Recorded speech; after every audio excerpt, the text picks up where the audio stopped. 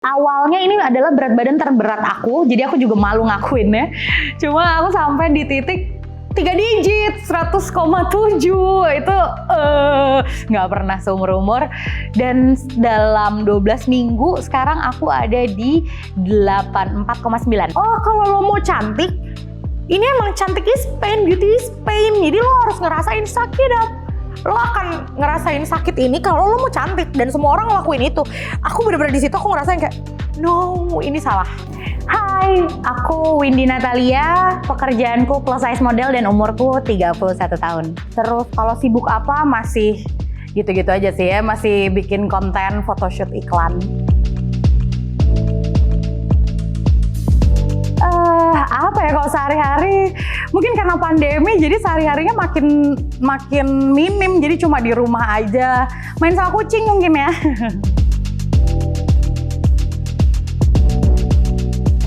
Untuk ningkatin produktivitas ya, mungkin karena aku juga nggak pengen yang ribet-ribet, paling ke mall kali ya, perempuan. Gitu. Bener, belanja ngeliat-ngeliat. Untuk ngedukung kesehatanku, well sebenarnya karena aku seorang plus size model, aku tahu banget pasti banyak orang yang nyari mencontoh dari apa yang aku lakukan kan. Jadi aku berusaha untuk hidup sehat walaupun masih tetap cheating, tapi berusaha ya. Jadi kayak misalnya nge-cut off nasi, dari udah bertahun-tahun aku tuh ngeganti nasi sama yang lain lah, yang sesuka aku aja, hari itu lagi pengen apa gitu. Kalau misalnya berpikiran untuk diet, menurut aku kalau misalnya dibilang diet itu adalah untuk menurunkan berat, enggak sih, aku lebih ke pola hidup, mengganti pola hidup, lebih ke kayak gitu. Jadi aku cuma pengen, karena ibuku juga diabetes, jadi aku pengen aku nggak punya resiko tinggi untuk terkena penyakit yang sama.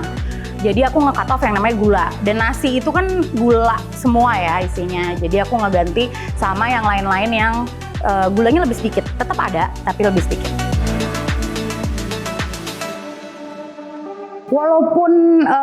Sebenarnya walaupun dibilang kita lebih gendut, tapi kan sebenarnya apa yang kita lakukan juga sama orang-orang kebanyakan ya.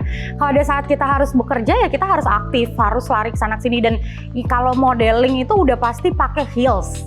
Ya kan, gravitasi sama berat badan tuh nggak cocok.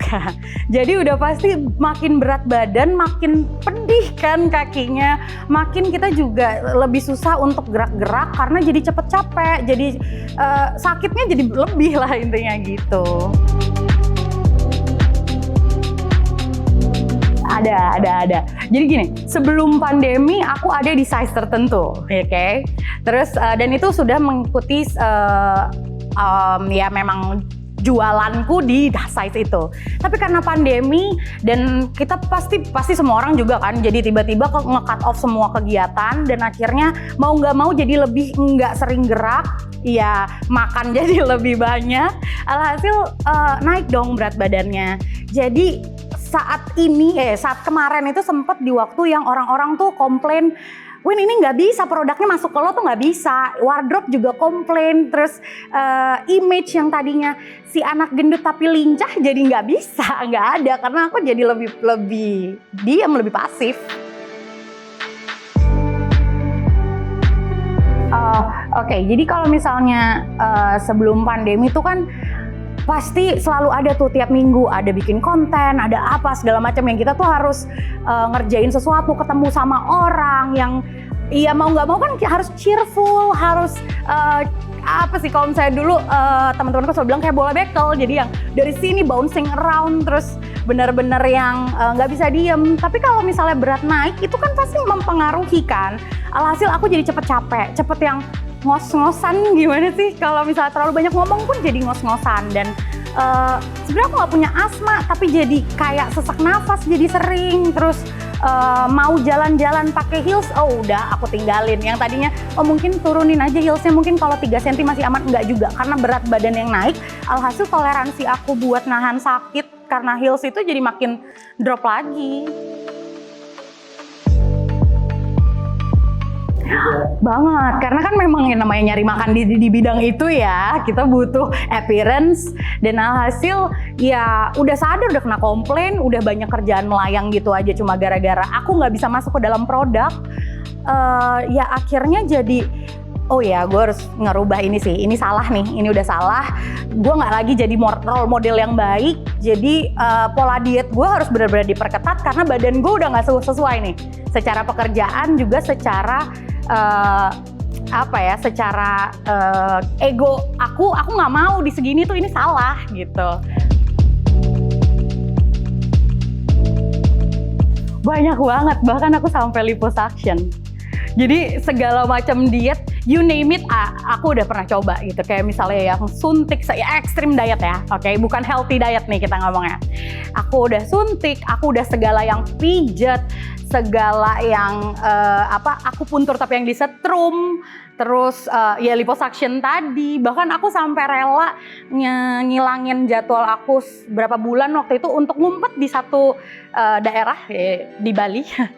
Tapi nggak bisa ngapa-ngapain karena aku liposuction di situ, jadi keluar pun nggak bisa dan orang-orang ngelihat aku penuh bekas operasi gitu. Pernah, karena tadi aku bilang kalau extreme diet aku pernah nyobain banyak, tapi aku tahu kalau semua diet itu oke, turun cepat, tapi bukan berarti kita bisa stay di situ dengan cepat. Yang bisa bikin stay adalah ya kita nge-maintain pola hidup itu, si kalori defisit itu. Di saat kita ngelakuin extreme diet, pasti hasil di badan juga ekstrim. Tapi untuk maintain itu kan lain cerita. Pada saat extreme diet, hari itu kita dapat extreme result. Tapi untuk maintain, kita nggak dapat result apa-apa lagi karena si ekstrim itu udah selesai di depan. Kita harus maintain, yaitu kalori defisit itu tadi. Makanya kalau misalnya kita nggak kalori defisit, kita balik lagi ke makan all you can eat, itu ya begitu badanmu gitu, balik lagi. Benar gitu. Stigma. Pada saat orang bilang diet itu, orang tuh nggak pernah mikir kalau misalnya diet itu pola hidup. Karena arti kata diet di orang-orang itu sebenarnya adalah ya lo ngelakuin sesuatu buat kurus gitu. Padahal sebenarnya diet itu sendiri adalah sebenarnya pola hidup kan. Yang kalau kita berubah dietnya ya hasilnya juga berubah gitu. Makanya pada saat itu aku mikir, oh gue mau diet, means gue harus extreme diet gitu. Yang ada di pikiran aku apa ya yang bisa cepet apa ya gitu. Nggak mikir kalau misalnya sebenarnya resultnya itu sementara. Nggak pernah sama sekali, karena aku benar-benar nggak pro. Sama sekali nggak pro sama yang namanya obat-obat. Mendingan langsung aja deh operasi yuk gitu, atau suntik gitu. Kalau obat tuh aku benar-benar nggak pro gitu. Karena buat aku hasilnya nggak akan sebagus si extreme diet itu, menurutku pada saat itu. Oke, sebelum pandemi itu tuh aku bener lagi getol-getolnya jadi plus size model sih sebenarnya. Lagi getol-getolnya buat photoshoot tiap hari, dan kalau misalnya photoshoot tuh kan udah pasti kita harus sesuai sama visi yang ada dari si konsep itulah pokoknya, dari si klien kan. Dan ya itu bener-bener aku makan semuanya karena menurut mereka tuh jarang yang punya badan kayak aku, muka kayak aku. So I really nailed it sebenarnya bagian itu. Terus udah pasti deh setiap minggu tuh pasti ada photoshoot lagi. Jadi mau nggak mau badan aku akan tetap di situ kan. Karena selalu ada lagi, fitting lagi, ini lagi, itu lagi. Jadi memang maintainnya karena sibuk juga gitu. Dan karena pandemi kan sibuknya hilang banget, dan hampir setahun tuh selain kerjaan juga semakin sedikit, aku pun menyedikitkan kerjaan karena kan takut ya kalau misalnya terlalu banyak orang, terus ketemu banyak orang, aku agak sedikit parno sama si pandemi itu. Hasil bener-bener nge-cut off kerjaan setahun yang tadinya tiap minggu pasti ada photoshoot, pasti ada, kan kalau misalnya photoshoot pasti ada puasa, ada jaga makan, ada ini olahraga segala macam, itu hilang. Rutinitas itu hilang blas sama sekali karena pada saat pandemi itu. Dan jadinya karena ya mau nggak mau jadi ya aku juga harus ngakuin kalau jadinya stres kan karena biasa sibuk. Jadi enggak, dan akhirnya makan tuh jadi jalan ninjaku gitu untuk membuat semuanya tuh jadi happy lagi. Oke, gue bete, ayo kita makan, ayo kita cari makanan, ayo kita apa. Dan yang banyak pada saat pandemi itu pasti kalian juga nggak banyak all you can eat yang buka kan. Alhasil mau nggak mau selalu kayak hari ini all you can eat apa, besok apa, dan itu kan nggak ada porsinya kan. Lo bisa makan sampai lo meledak gitu, dan akhirnya ya beneran meledak bobotnya. itu aku ngeh banget pada saat akhirnya dibuka lagi casting dan segala macam, itu aku kelempar. Yang tadinya aku tuh udah ada di jajaran ini, sampai akhirnya aku mesti balik lagi ke casting bawah karena mereka nggak mau badanku. Karena badanku udah benar-benar berubah, ambiar, udah yang tadinya nggak naik satu ukuran lagi, udah 2 atau 3 ukuran. Jadi itu udah fatal banget deh. Apalagi waktu kemarin tuh kan aku banyak untuk produk tuh swimsuit kan, untuk baju renang sama lingerie. Mohon maaf nih kalau misalnya lemak dari mana-mana gitu kan, meleleh kiri kanan, mereka juga nggak mau kan. Dan akhirnya kerjaan itu melayang gitu aja. Ada banyak photoshoot udah lebih ke maintain, jadi kalau iya, sainganku tetap masih aman ya? Bener, masih aman karena kan minggu ini photoshoot, minggu depan photoshoot udah tahu nih, oh berarti hari ini gue mesti diet ini, terus mesti ini, begini, makannya begini, begitu, nggak ada jalan keluar karena mau nggak mau minggu depan mau shoot gitu. Udah ada pikiran itu tuh, mindsetnya udah beres. Tapi di saat semua rutinitas itu hilang, mindset juga akhirnya berubah kan. Yang tadinya, oke, aku tetap nggak makan nasi, tapi kan kalori itu bisa dari mana aja. Dan mau nggak mau jadi ngemil, jadi suka, pokoknya pengen ngunyah. Iya, aku pasti orang juga pada denger kan stress eating kan. Itu aku yakin banget aku melakukan itu pada saat itu.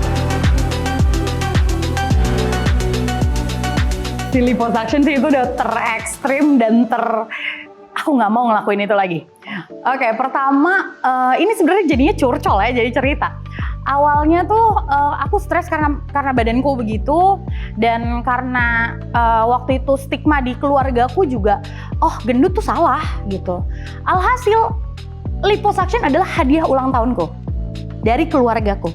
Oke, kalau misalnya orang bilang itu lo pasti nabung sendiri, enggak, itu adalah hadiah ulang tahun. Dan aku juga ngerasa, wow ini pasti gue butuh banget nih, sampai keluarga gue ngasih hadiah tuh liposuction. Dan akhirnya aku milih satu klinik di Bali. Karena menurut aku harus ngumpet, aku nggak bisa kelihatan orang, aku jelek. Karena self esteem pasti keganggu kan. Terus aku ngumpet di Bali. Terus pada saat aku mau ngelakuin liposuction pun, kan itu pasti ada konsultasi dulu, ada pre-ops-nya kan ada tuh.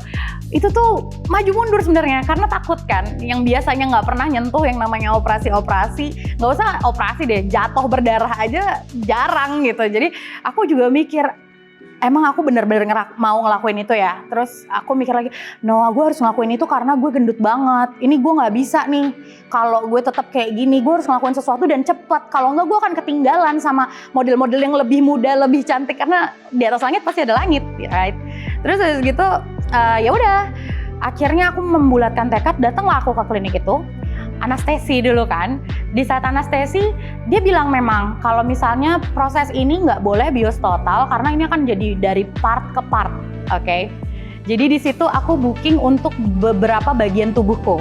Jangan itu nggak bisa dilakukan satu hari. Jadi satu hari 2 part, besoknya 2 part gitu terus sambil recovery.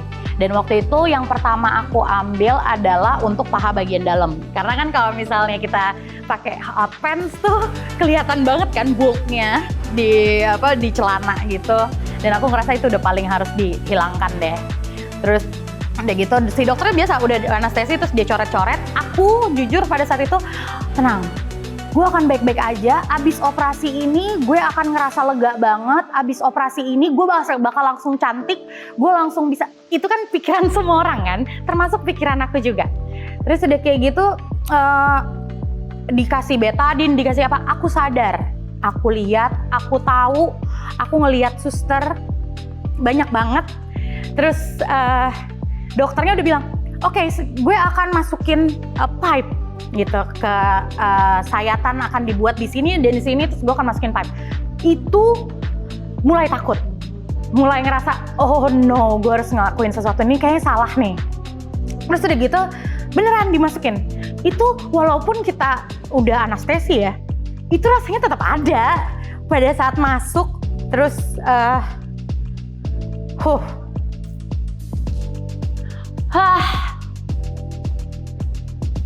boleh tisu nggak?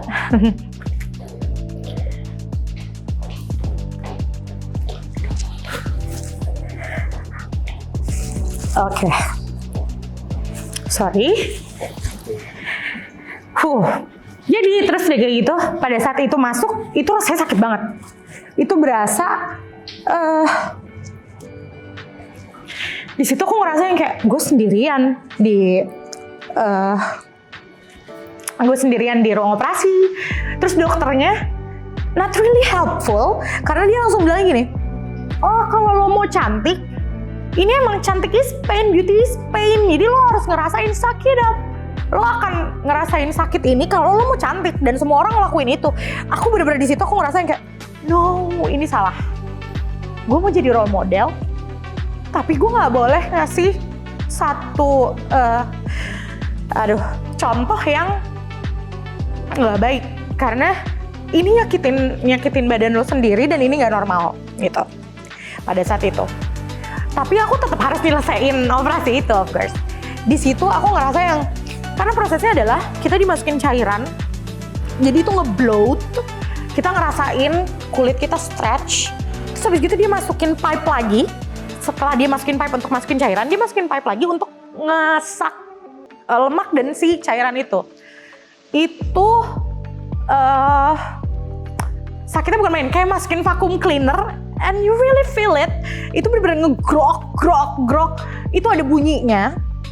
Aku dengar, aku ngerasain, dan dokternya masih tetap yang sakit up. Kalau lo mau cantik, this is the way gitu. Jadi lo harus suck it up. Terus kayak gitu, iya, I really suck it up.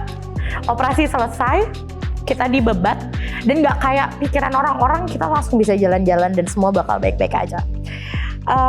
Ini tuh masih bloat, dan dia masuk kayak ngasih kayak pampers gitu, dan diikat gitu, dan itu dripping. Jadi selama aku jalan itu dripping darah aku dan si cairan dan lemak sisaan yang belum ketarik tadi.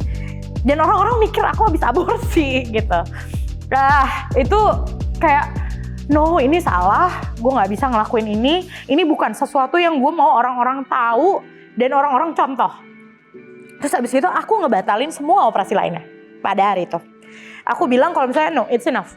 Gue udah ngerasain dan gue tahu ini salah, gue harus beresin ini salah gitu.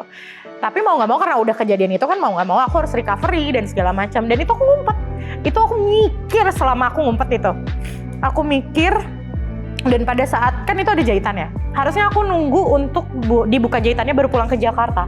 Tapi enggak, aku bilang kalau misalnya ini udah salah, gue harus berhentiin ini, dan gue harus balik ke Jakarta. I have to face it, kalau misalnya yang gue lakuin salah, dan gue harus ngeganti nih semuanya. Gue harus bikin semuanya oke, gue bikin semuanya baik-baik aja. Sebenarnya aku balik ke Jakarta, itu aku manggil temanku yang dokter. Aku bilang, aku habis liposuction, semuanya kaget karena aku kan ngerahasiain ini dari semuanya. Aku habis liposuction, terus aku mesti ngebuka jahitan, dan aku nggak bisa ngebuka jahitan di Bali karena aku nggak mau ada di Bali.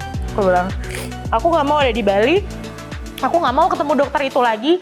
Aku ngerasa aku semakin jelek dengan omongannya dia. Aku nggak ngerasa cantik, aku nggak ngerasa apa yang aku lakuin bener.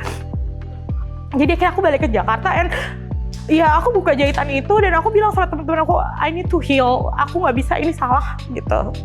Dan thank God aku punya support system yang luar biasa. Alhasil kita membenahi semuanya dan akhirnya ngeganti, cari bener-bener apa metode yang paling cocok gitu. Jadi beneran itu aku nggak nyaranin orang untuk ngelakuin itu, karena nggak seperti orang pikir abis kita operasi terus kita bisa jalan-jalan. Enggak, itu aku sampai dikira abis aborsi gitu.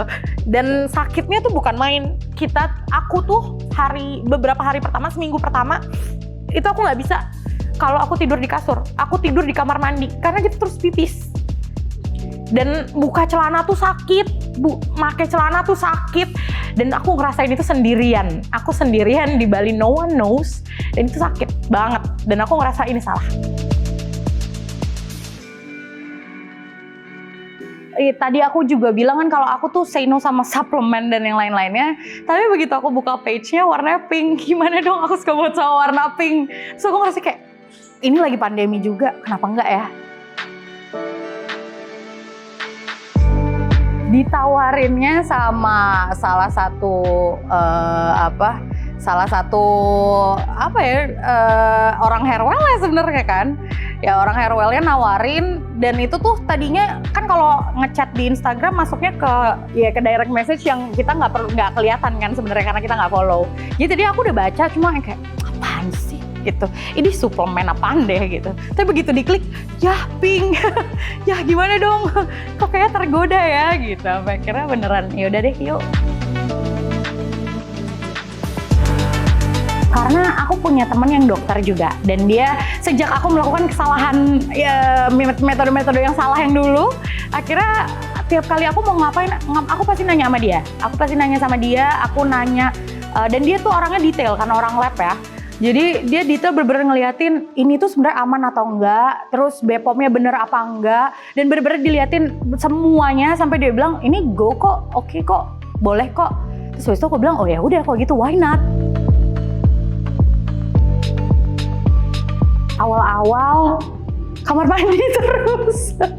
Apa ya, gak bisa ngomong apa-apa karena emang bener-bener sebenarnya aku gak punya masalah dalam buang air besar atau buang air kecil, tapi pada saat awal Hairwell tuh bener-bener 2 kali lipat lebih banyak, dan bener-bener kita dipaksa untuk keluarin. Kan biasanya kalau misalnya itu tahan deh ntar aja pas di rumah, ini nggak bisa.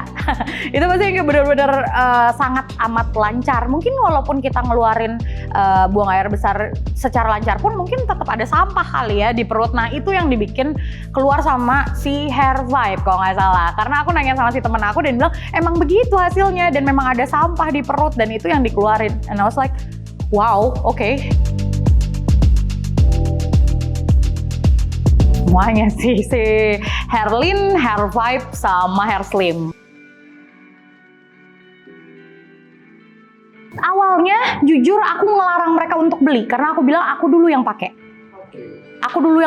Aku lihat dulu, nanti aku review. Nanti ya gitu. Dan mereka tuh bolak-balik kan, tadinya aku cuma bilang kalau aku mau pakai, tapi aku nggak bilang produknya apa. Itu bener-bener yang langsung banyak banget yang kak apa, sabar, karena aku nggak mau ngasih tahu sesuatu yang lagi-lagi aku tahu aku dicontoh orang, aku nggak mau kalau ngasih sesuatu yang jelek. Oke, kalau Hair Slim sebenarnya produk terakhir, terbontot yang aku coba kan. Hair Slim tuh tadinya aku skeptis karena semua produk diet, ya suplemen apapun, mau cookies apapun yang tulisannya rasa coklat tapi nggak bener-bener coklat gitu kan, ya kita suka makan gitu kan, rasa coklatnya tuh beda. Tapi begitu aku coba Hair Slim, oh ini coklat, ini enak. Aku sih rela bahkan minum itu terus karena emang rasanya enak dan nggak ganggu, dan jatuhnya jadi kayak comfort food gitu karena anget kan, aku selalu bikin anget, jadi bener-bener enak diminum. Dan aku minumnya 2 kali sehari pada saat sebelum makan. Kayak tadi aku bilang, aku punya teman yang di bidang kedokteran juga. Aku bilang gue kenyang banget ini, gue bener-bener bahkan berpikir untuk, biasa kan suka tuh orang bangun pagi langsung mikir makan siang apa ya gitu kan, itu kan selalu ada. Atau enggak gue pengen makan ini nih, gue pengen ngemil ini, itu pasti ada kan. Tapi setelah aku konsumsi si Hair Slim ini bener-bener yang bangun pagi tuh bangun aja, terus pas udah minum, kalau misalnya orang nanya Win ini udah waktunya makan siang, oh udah jam segini ya, jadi bener-bener udah nggak ada pikiran buat gue lapar nih, gue craving nih, nggak ada, craving tuh nggak ada. Kalau aku, karena aku baca anjurannya 2 kali sehari, jadi lagi-lagi aku masukin di sebelum makan. Di sebelum makan aku minum si Hair Vibe, dan note ya, itu harus di shake karena lebih enak gitu daripada di stir, itu rasanya beda. Lagi-lagi kan aku tuh nggak bisa kalau makan sesuatu yang nggak enak, pasti mendingan aku nggak makan gitu. Dan itu emang rasanya enak banget. Terus karena diminum sebelum makan, jadi kayak ngebangkitin appetite sebenarnya, tapi tetap bukan craving lapar gitu, nggak, beda beneran kayak oh seger nih, gue udah siap makan nih, jadi kayak gitu, kayak lebih ke appetizer jadinya gitu. Efeknya memang bikin buang air, tapi itu awal-awal doang sih, pas tengah-tengah, karena kan aku ngelakuin ini lama ya, pas udah tengah-tengah setelah 3 hari pertama itu nggak kayak gitu, biasa aja, buang air aja tapi biasa. seperti aku bilang tadi, Superman tuh aku kan ini kan. Dan nih Hairlyn itu kan bentuknya kapsul. Jadi udah bener-bener kayak ini kimia semua nih. Enggak nih, ini racun nih. Udah itu ada stigma itu tuh ada di kepala tuh ada banget. Ini kalau misalnya gue minum nih ginjal gue nih kenapa-napa nih. Terus habis itu karena udah di okein sama si teman aku ngerasain kayak ya nggak apa-apa lah, why not try gitu. Lagi-lagi aku minumnya tetap sebelum makan, 30 menit sebelum makan kalau yang ini. Kalau dibilang rasa ya namanya pil ya, nelan-nelan aja. Cuma memang dia rada gede sih, jadi harus minum rada banyak air minum setelah itu. Terus nggak ada rasa apa-apa sih menurut aku. Justru kalau menurut aku tadinya aku pikir ini nggak ngefek apa-apa nih si kapsul ini, nggak ada apa-apanya. Tapi setelah itu aku mikir, kan aku sebelum itu belum nyoba hair slim kan pada saat awalnya, baru Hairlyn dan Hair Vibe. Pas Hairlyn itu aku ngerasa nggak ada efek apa-apa. Tapi ternyata ada efeknya, cuma gue nggak ngeh aja karena gue lupa. Gue tuh nggak mau makan jadinya. Jadi bener-bener yang rasa kenyang tuh cepet banget. Kadang-kadang tuh kan mungkin nggak tahu, mungkin aku doang atau orang lain juga ya. Cuma kadang-kadang tuh kalau misalnya kita ngeliat makanan sisa tuh kan masih yang kayak, ih gue mau ngabisin gitu. Gue mau makan itu masih enak, gue mau makan. Tapi karena udah si Hairlyn, ini ngebikin aku buat, oh enggak, gue udah kenyang deng, stop deng, udah deng gitu. Ada, stop tuh ada, amazingly ada gitu. Banget, sangat menahan nafsu makan, bener-bener tahu kapan harus stop. Yang tadinya tuh, kalau menurut aku baca artikel gitu kan, sebenarnya kita tuh suka telat tuh ngasih tahu ke otak kalau kita udah kenyang. Ini tuh benar-benar bisa, oh udah stop, udah gue kenyang. Iya, jadi awalnya ini adalah berat badan terberat aku, jadi aku juga malu ngakuinnya. Cuma aku sampai di titik 3 digit, 100,7 itu nggak pernah seumur-umur. Dan dalam 12 minggu sekarang aku ada di 84,9. Kayak mau ngasih, you do great gitu. Bisa loh badan gue, walaupun orang suka bilang kan semakin tua kita semakin sulit sebenarnya nurunin. Dan pada saat ngejalanin 12 minggu ini enggak sesulit itu sebenarnya. Setelah pengalaman di belakang. Iya, betul. Wow, akhirnya turun. Betul. Setelah aku ngerasain banyak banget rasa sakit, ini tuh nggak ada apa-apanya sebenarnya gitu. Kalau misalnya aku pertama, aku ngelakuin intermittent fasting. Jadi aku nggak makan sebelum jam 12. Satu, karena memang bangunnya juga siang. Terus kedua juga kan kita nggak siap makan kan. Kalau misalnya baru bangun tuh nggak bisa langsung nelen tuh sebenarnya nggak bisa.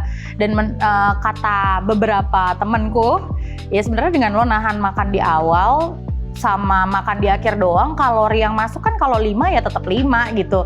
Bukan gara-gara lo nahan makan di awal terus karena lo masuk kalori 100 yang ke masuk cuma 90, enggak. Sebenarnya kan sama, jadi mau makan jam berapa aja ya segitu-segitu juga kan kalorinya. Terus aku ngerasa ya udah kalau gitu, kalau gue nge-cut dari jam 12 berarti gue dapet 1 kali nggak makan gitu. Berarti sebenarnya kalori yang masuk ke badan gue berkurang nih. Udah pasti nggak ada sarapan kan.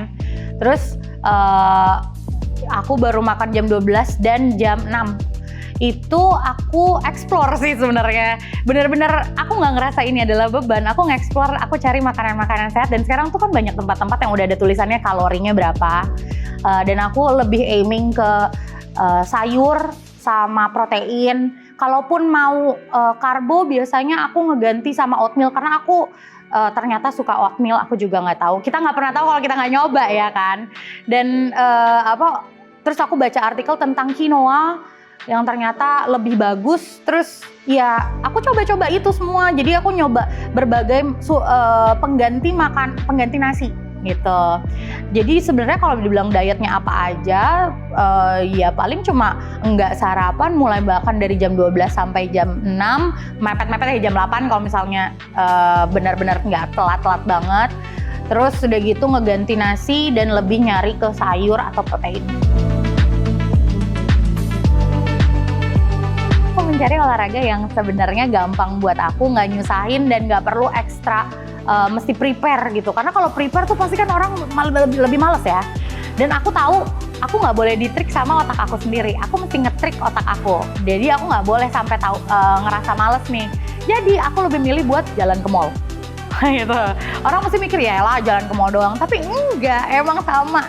Kalori yang kita keluarin sama jalan jogging tuh sama. Cuma bedanya ini sightseeing gitu, banyak pemandangannya gitu, dan nggak bosen karena aku tahu aku bosenan, jadi aku ngetriknya dengan itu. Dan ada AC juga, walaupun kita nggak kelihatan keringetan, tapi kan keluar keringetnya sebenarnya gitu. Cara nyaman lah ya. Iya benar. Jangan jalan-jalan terus nyomotin. Benar, tapi memang aku selalu mikirin, jadi aku punya target setiap kali aku masuk mall atau nyari tempat baru, oh gue mau ngelilingin mall ini 3 kali. Pokoknya semua stand gue puterin 3 kali. Berusaha tapi sulit karena kadang-kadang kayak aku di dunia entertain dimana nggak ada tuh waktu tidur yang pas atau waktu istirahat tuh nggak ada, jadi bisa kadang-kadang masih jebol-jebol, tapi memang pengaturan tidur yang baik itu membantu diet. Yang jelas karena aku udah ngerasain diet ekstrim, aku ngerasa ini lebih sehat. Okay. Itu udah pasti sih. Aku ngerasa ini slow but sure. Emang bukan tiba-tiba lo kehilangan 20 kilo dalam sebulan gitu, enggak. Tapi slow but sure, setiap minggu selalu ada progres. Terus udah BPOM, udah pasti. Dan aku udah ngecek ke salah satu teman aku sendiri, yang orang yang udah aku percaya kalau ini tuh safe gitu. Jadi ya aku nggak nemuin alasan untuk nggak milih. Apalagi ya itu pink. Aku happy banget karena pada saat aku naik itu crop top tuh udah bye-bye gitu. Itu udah masuk ke dalam gudang karena perut tuh udah bukan bisa, udah nggak bisa ditrikin, apalagi mau high waist mau apa segala macam nggak bisa. Itu udah mblee gitu. Tapi karena udah diet ini, mengubah pola hidup ini, perutku jadi flat. Terus udah kayak gitu aku bisa pakai heels dan aku bisa lari gitu. Aku bisa lari pakai heels, itu kayak hah gitu nggak sih? Kalau aku ya Her5 Herlin, karena buat aku Herslim tuh enak. Tapi yang paling menurut aku paling efek adalah Her5 Herslim. Her5 Herlin. Jangan ngelakuin sesuatu buat orang lain, ngelakuin sesuatu buat diri kamu sendiri. Kalau misalnya kamu diet buat nyenengin si A, si B, si C, one day si A, si B, si C akan hilang loh. Terus habis gitu lo left with nothing. Jadi temuin tujuan yang cocok, jadi lo nggak bisa ngelak untuk nyerah. Jangan ngarepin instant result, karena instant result tuh nggak ngebikin kalian sehat, itu satu. Terus mendingan pelan-pelan, jadi kalian bisa ngeganti pola hidupnya juga, dan kalian juga akan lebih bisa maintainnya. Terus udah kayak gitu, ya jangan lupa pakai 3 jagoan ini. Yang paling aku suka ini, karena ini udah aku coba dan ini beneran ngefek. Dalam 12 minggu aja aku bisa ngilangin segitu. Kalian bisa berapa?